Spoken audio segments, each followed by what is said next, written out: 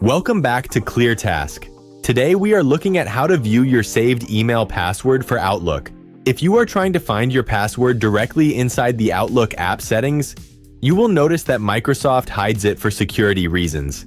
However, if your login details were previously saved on your device or browser, you can easily reveal them in plain text without having to reset your account. Let's look at how to retrieve it across different devices. If you use Outlook on the web, your browser likely saved your credentials.